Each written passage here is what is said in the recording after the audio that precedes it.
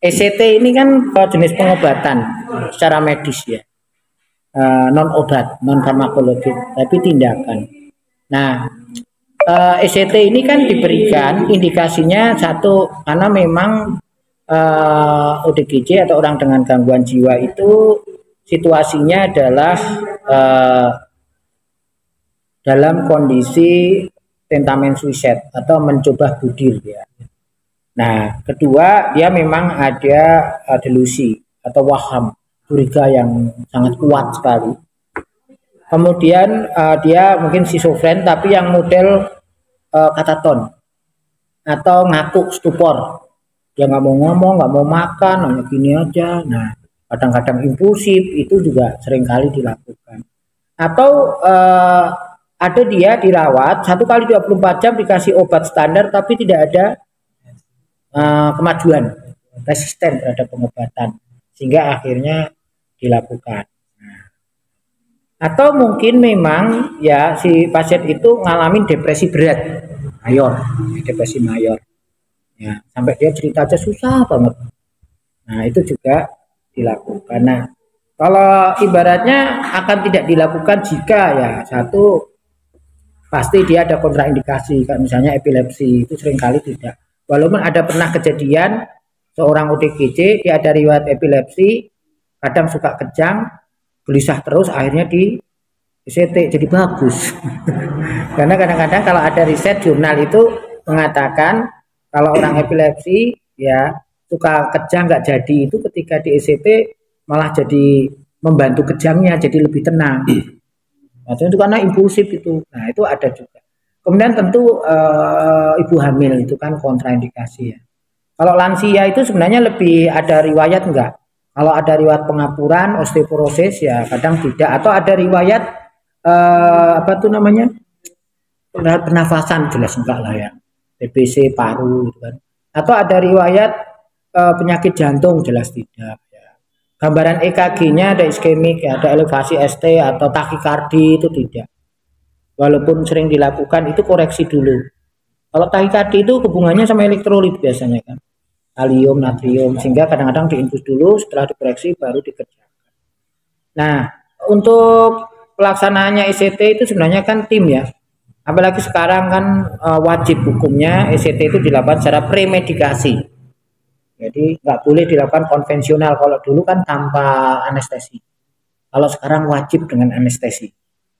Ya, sesuai dengan WAUGR, hak-hak pasien gangguan jiwa dan disabilitas, maka ECT harus dilakukan secara premed. Makanya ada tim anestesinya. Operator anestesi, ada dokter anestesinya.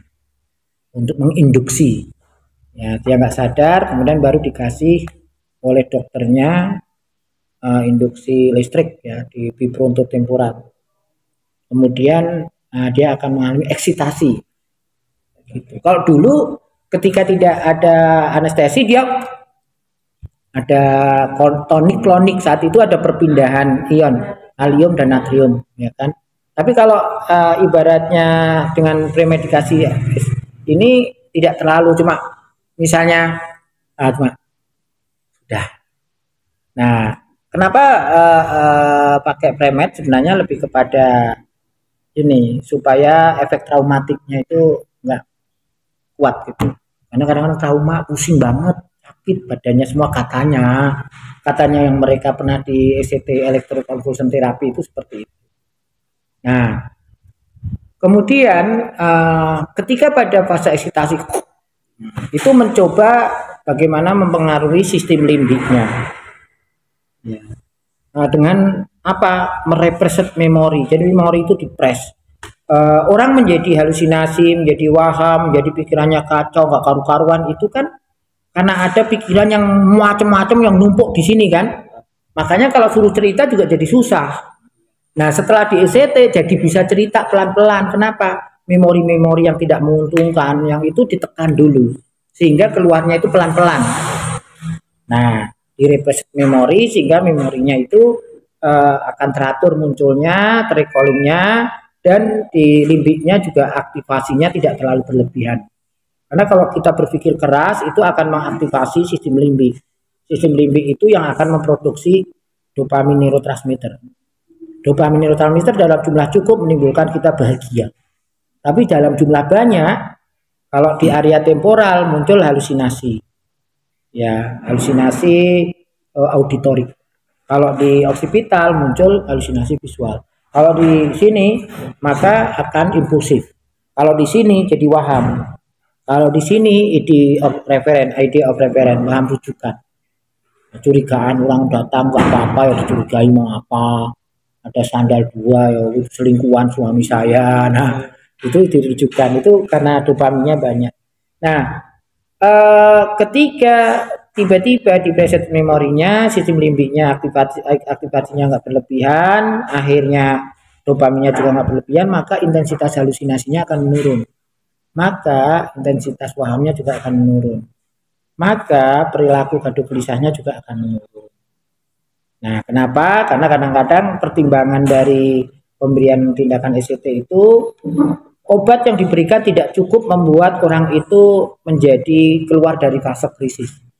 Ya, karena apa? Obat itu kan fungsinya di possinap.